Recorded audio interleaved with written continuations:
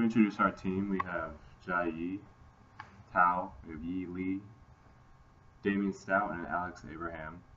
You can see each of our majors and what we'll be talking about there. First, we want to kind of explain what our problem is on what we'd be talking about. To begin with, we're going to be talking about the distribution processes and costs and things associated with that and how we can get around that. Give a little information on the market about how it's growing, how it's been these past few years, and predictions on where it's going to go from there. I want to talk about a little bit into the competition within the market, other industries or other companies that we may be able to work with or ones that we will be having to compete with in the market. Also, come to an informed decision about what we want to do. First, whether it's advisable to join the market or not, or if we should, or if we do decide to join, if we should join with another company to help with shipping costs and the like, or if we should just join by ourselves. Almost the chocolate companies use the three types of product distribution. The first one is selling directly to the consumer. That method can reduce the cost. And the second one is selling through the retailers. Retailers are the medium of the communication of companies and consumers and provide service to the customers directly. The other one is selling through the wholesales. This party can help companies to sell products to small and medium-sized customers and reduce the warehouse costs and risks. Channel manager is really important. They can monitor and manage channel resources and develop channel strategy. Moreover, they can also accomplish company's branding and product promotion. So I encourage Mr. Biz to choose the selling through the wholesales.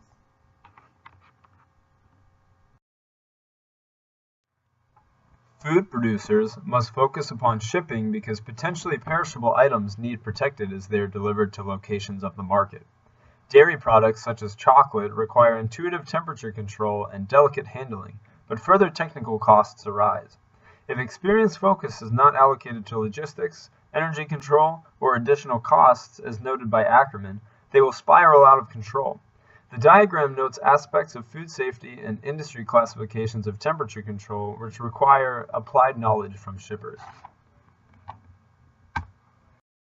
For the United States chocolate market, the revenue is $16.2 billion, with an annualized 1.4% increase in the 5 years to 2014. And the sales grew 24% from 2008 to 2013. The major market of chocolate industry in the U.S. consists of confectionery wholesalers, which get 60% of the market. Supermarket and grocery stores has 18%. 11% of chocolate are exported. 7% is for specialty retailers, and only 1% of chocolate is direct to consumers. After researching the market demand, our group have found 86% of the adults purchase chocolate and 74% of them eat it, which means demanding market is high. Half of women consumers eat chocolates as dessert. The daily consumption is expected and promoted. Young consumers are more likely to consume chocolate. Young men prefer the full-size bars, while young women like small size. As a group, we have found numerous trends in the chocolate industry. During the holiday seasons, chocolate is a very popular gift. In Valentine's Day, chocolate is given to one's significant others. Christmas and Easter are also popular holidays in which chocolate is sold. During these seasons, grocery stores are loaded with chocolate. Customized chocolate is another trend in this industry. The creating of one-of-a-kind chocolate is an uniform gift with customer wishes. They can order chocolates with printed words such as Happy Birthday, Love You, and Exact. They can also order their own shape of the chocolate. Okay, after Yi talked about the market, I want to go into a little bit about the competition within the market, who we would be competing with if we decided to join, or who we could join with. At the top of the food chain would be the Hershey Company, sitting at 30.1% of the industry. Followed closely behind is Mars Incorporated at a 24.6%. Then after a little bit after that, sitting in third is Nestle with a 9.1% of the market share. One thing I want to highlight on this is the other percent of the market, which is 36.2%. The reason I want to highlight that is because it shows a large area that we could join in and we could prosper in with that. That down a little further, let's look into the Hershey Company, who, as I previously said, had 30.1% of the shares in the industry. Let's take a look over the past 5 years in the market. Over those 5 years, they averaged 7.52% increase in revenue and averaged 14.3% increase in operating income. That shows that Hershey Company is obviously doing pretty well, having 30.1% of the shares in the market. You wouldn't expect anything less. But I also wanted to point out Nestle, who's, like I said, is sitting third at 9.1% of the shares, and how they may be doing. Over the past 5 years, they averaged 0.82% decrease in revenue, with only an average of 2.9% increase in operating income. The reason I wanted to show them, even though they're sitting in third, over the past 5 years, they're averaging a decline in revenue and a small increase in operating income. That shows that if we do everything right and things we could focus on, we might be able to join with them and find a benefit for both that we could come up on. Now let's talk about the barriers to entry. The barriers to entry into this market are pretty moderate. Since the high concentration level in the market with Hershey sitting so high, they have special privileges to certain advertising opportunities that lower companies or entering companies might not have. However, with being a new company, you have the opportunity to lower prices, which, since Hershey and other companies have higher prices, that might add some loyalty to your customers as well. This shows an opportunity to kind of know what we have to focus on when entering, if we do decide to enter, and what we might need to not spend as much time on. These major objectives for Big Sweetie's success have been considered during research and shape the proceeding recommendation. Each of these questions will be considered as the recommendation is outlined and supported. First, preceding data must be applied to form a reasonable forecast for a chocolate market entrance. The question of a merger must also be addressed, given that the market outlook is in fact favorable. Maximization of resources plays into the favor of any company entering a new market. Finally, the overlying chocolate market trends will be examined as guides of specific action for a new entrant. The promising growth of the chocolate market, especially within specialized product sectors separate from popular mass-produced candies, invites Big Sweetie's entry. Profits will be yielded if the company establishes itself strongly enough in a specialized fashion.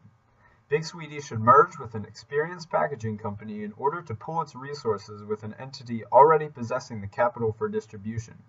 This combination will allow Big Sweetie to dedicate its efforts in designing a creative, higher quality product which will appeal to consumers across age groups.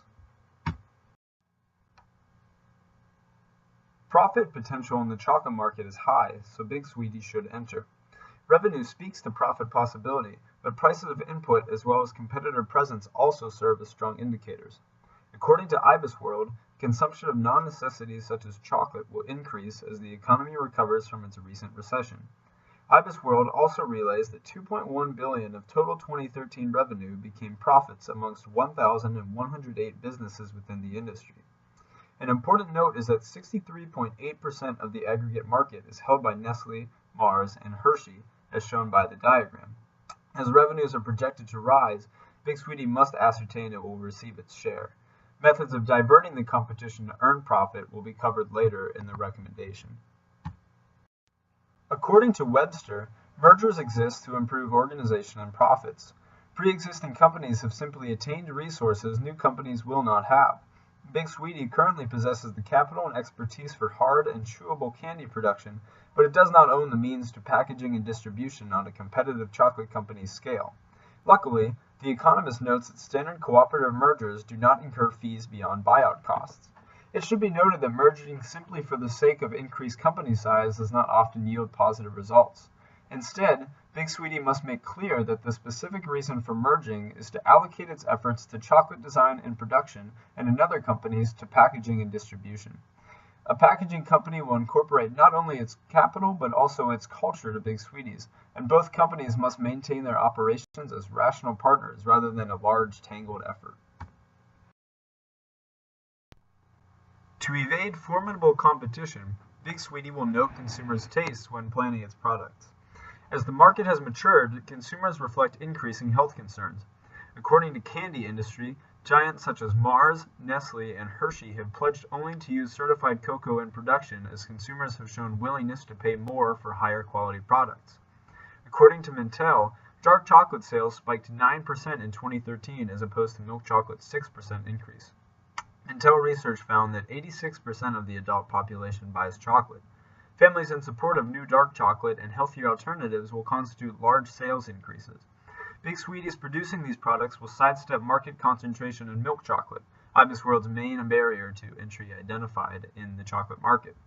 Lindell writes in his article that healthier products taken in even more creative directions are the most promising for future success, given the clear trends.